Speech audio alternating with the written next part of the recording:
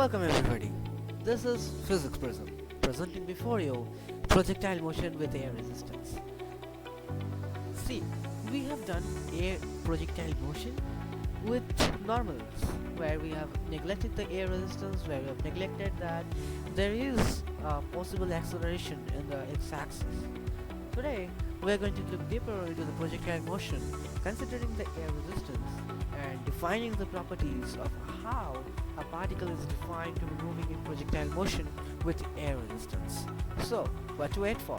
Let's get started. Say, we have a ball, just as we can see over here, at a height of h. Okay, and we give this ball an initial velocity of u. Now, with that initial velocity and from that height, the ball would move likewise, right? This is the property of projectile motion. But how are the forces working on it?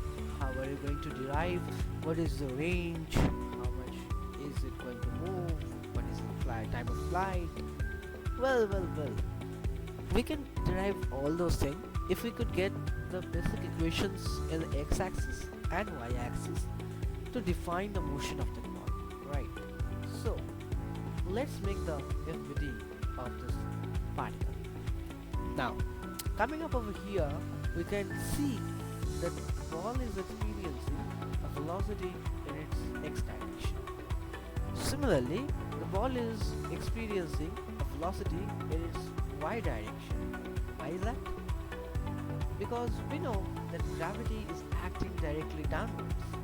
Thus, we can feel that the resultant will be this one, right? I'm sorry that the lines are not straight, but you can hopefully understand. Now, how do we incorporate friction over here? Well, to incorporate friction over here, we will use the basic principle of friction.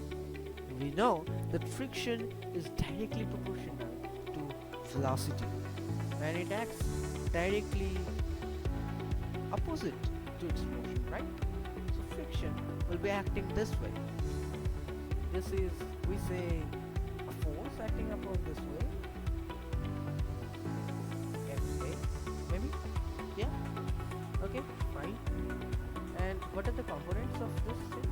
Vertical component of this force will be Fy, and which we know is minus C Vy. What is the C? This is the coefficient of friction. Okay, so this is the coefficient of friction. And then on the x-axis, we have the force of friction working on the x-axis. Wait 1 minute. Let me just draw it nicely.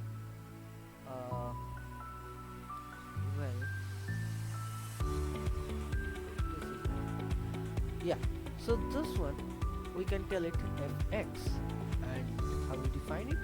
We define it by minus c vx. Well, we got to know about the FBD. Now, what shall we do to derive out the equations? Okay, so we know that the Newton's laws of motion are independent on each axis.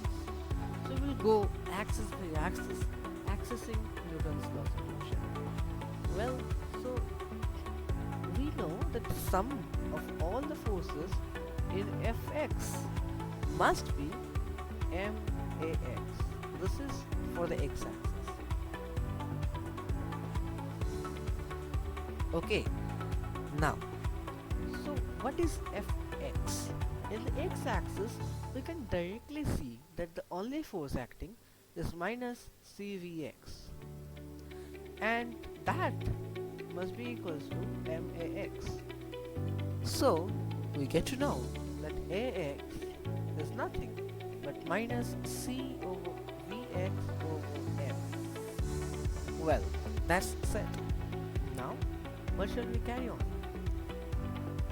To carry on, we shall look at the things like, is there anything that we can take as constant?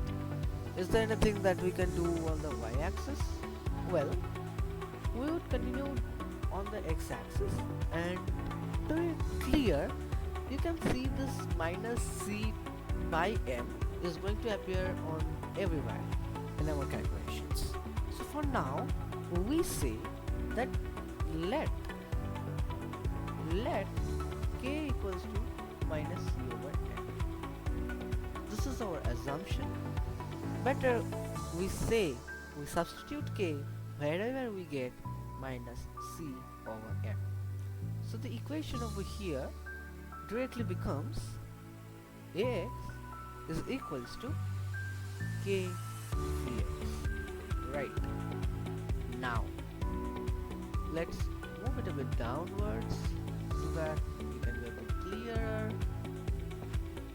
Fine, I hope so. Yeah. Well, so yeah, so what can we do now to get the equation in x? Well, it's pretty simple. We just integrate. So we break the components of ax. We know that's dvx by dt. So here we have dvx. We move this vx to this side, and we have integrated on both sides. So this is going to be result. This is going to be ln of vx is equals to k t plus some constant. We tell it the constant c1. Okay. So what is the c1? How do you find out c1? Well, we can apply the boundary conditions.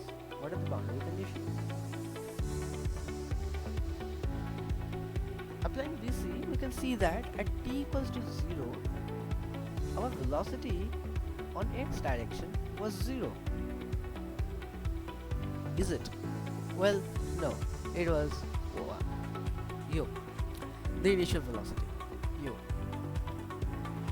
And therefore, we can say that ln of u is exactly equals to c1.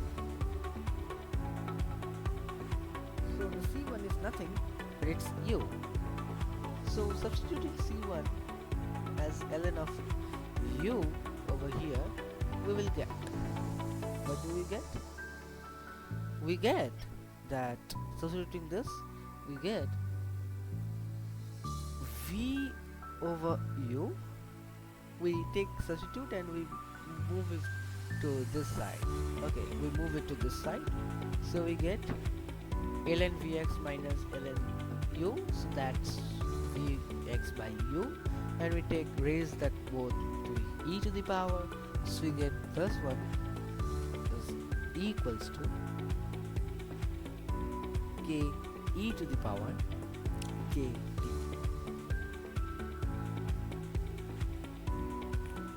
Whoa. Is that all over? Well, no, it's just the velocity equation. We will carry on with our derivation on the x-axis. Right. So let's continue. Again, we integrate. Well, how do you do so? V of x is nothing but dx by dt. So integrate. Oh. Wait, let me write it. U we send it to that side. Right. This is the thing. We send dt to this side and we put an integration. So we get an equation in x. X is equals to u times k times e, well, by k, my apologies, by c2. Okay, so what is the c2? How do you define it? To define c2, we again apply the boundary conditions. So what was the boundary conditions now? See, when it was at x equals to 0, I know the time was also 0. Well, so C2 becomes u over k, right?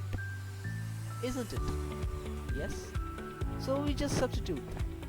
We just substitute that to get our final equation on x.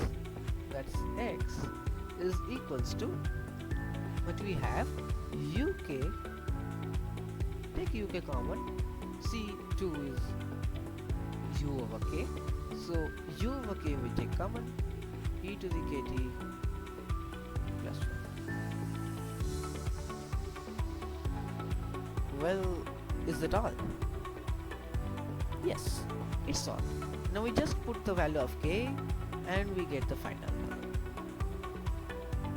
So we can write that x, well, I hope you cannot see. Now it's better. Yeah. So x is nothing but it's equals to u into m over c. Just a minus sign. 1 plus e to the power kt. That's it. This is the equation in x-axis.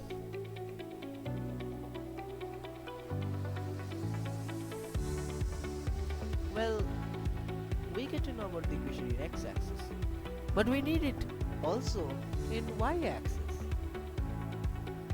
So, what to wait for? Yeah, one more thing that I missed over here is please put the value of k over here too. So put the value of k over here. We need to put it. So k, we know that k is equals to c by m. C t over m and a minus. This is all there is to the power of. Don't confuse it. Yeah. Now we move up to derive the values, or you can say the equation in y. It's going to be very interesting, I'm telling you.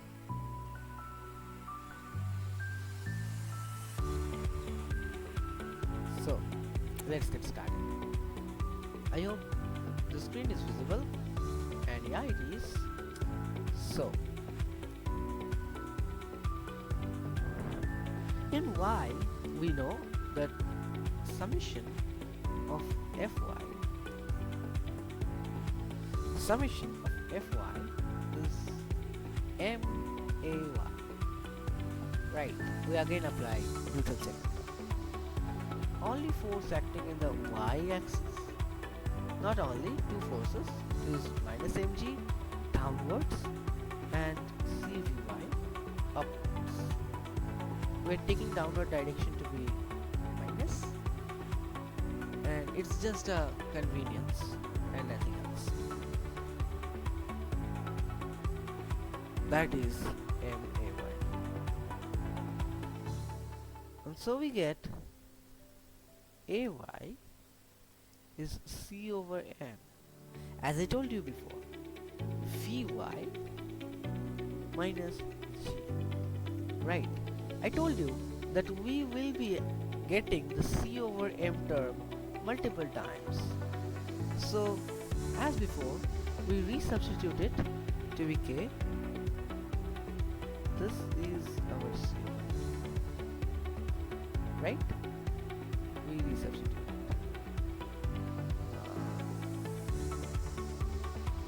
So our ay naturally becomes kvy minus g.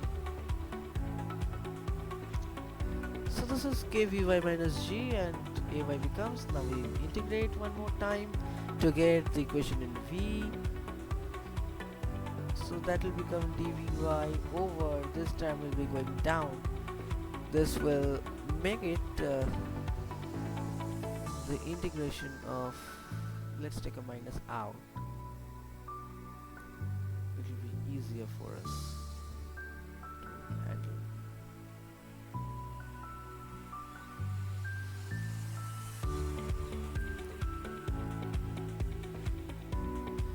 dt. We have just taken out the minus sign because inside ln we cannot have a subtraction that is less than that. Whatever.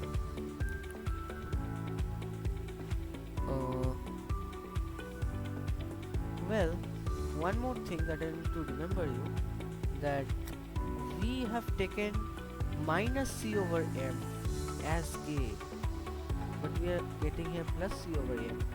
My apologies again, we have missed a crucial portion. There will be a minus sign over here. Change the equation. This is dv over dt is equals to minus of kvy plus g, right?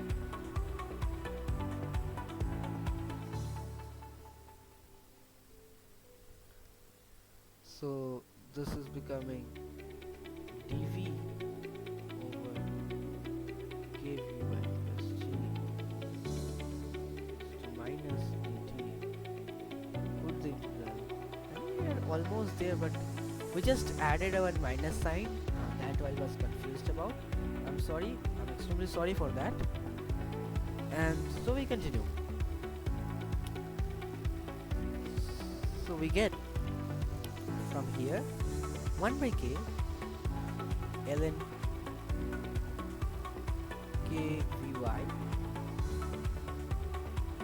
plus g, right? I hope there's no sign confusion. kvy plus g, which is minus t plus c1. Now again we need to apply the boundary conditions to get the value of c. Let's do that. Let's apply the boundary conditions. Applying boundary conditions, we see that when time was 0, our velocity in y-axis was also 0. It was stationary, right? So our c1 naturally becomes 1 over k ln g. Hopefully. Now let's resubstitute this value and we get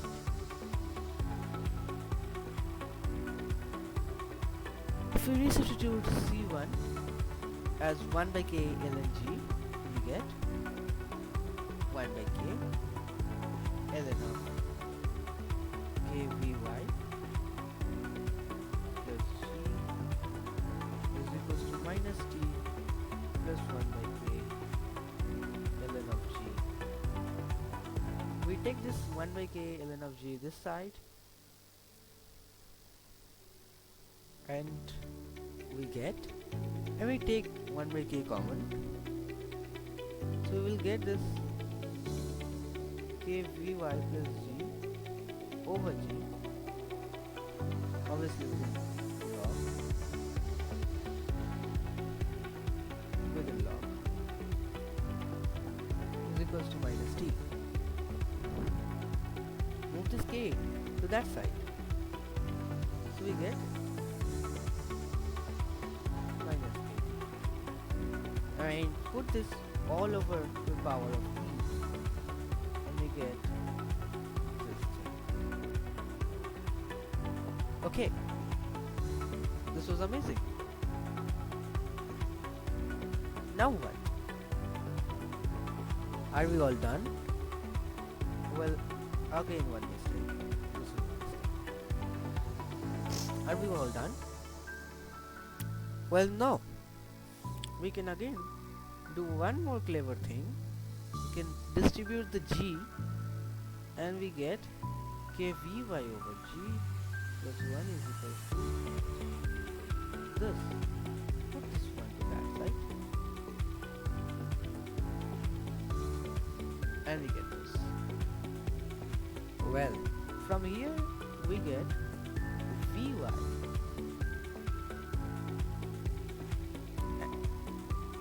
This is one equation, obviously this is important, but this is not the equation in y as we want.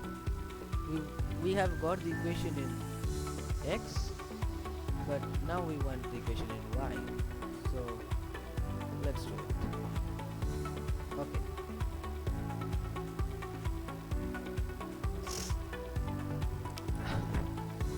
We know that vy is dv, sorry, dy by dt.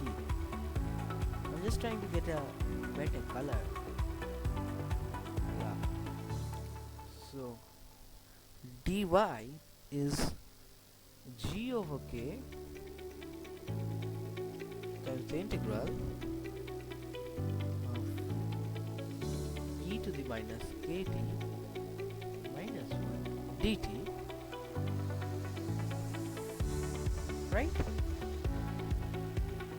Yeah, obviously this is what we will get, and if we do the integration we get that y is equals to g over k and t times for, well, let us do it meticulously, nicely. Okay, so it will break down. The integration breaks over subtractions and additions. One term that we will get is t over, from here, from this thing we will get t, and from this thing we will get 1 over minus k times e to the minus k t, right? And one integration constant c2. Again, we apply boundary condition to get what c2 is. We know that we have put the particle or the ball at height of h, and time was 0 at that moment, right? So what we can do, we can put these values over here, and since time was 0, so this term vanishes, this term vanishes, this term does vanish. Well, 1 minus 1, 0, so it was well, wait,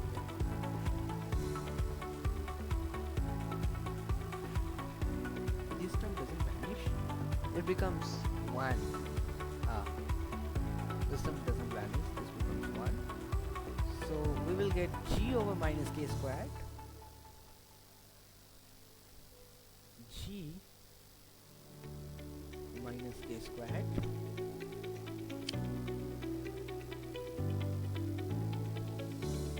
plus c2 is h. So c2 is nothing but h plus minus, c2 is nothing but it would be h plus g over k squared, right? So c2 will be nothing but g over k squared.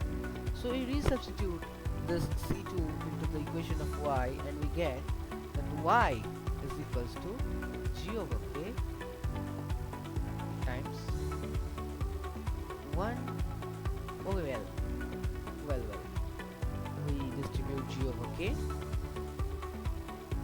minus g over k times t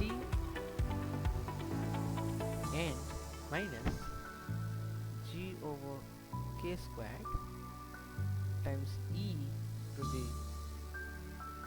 minus kt. Okay, and we have this c2, that's h plus g over k squared.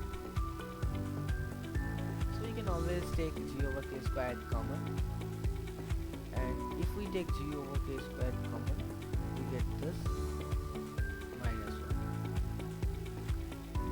1, right, plus h. And so if we substitute, we know k equals to minus c over m, right? We need not forget that. So we do it, we do it that values over here. If minus minus gets plus, and we have mgt over c minus c square over m square. So m square g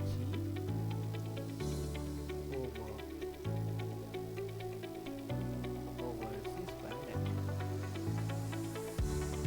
Then we have e to the power ct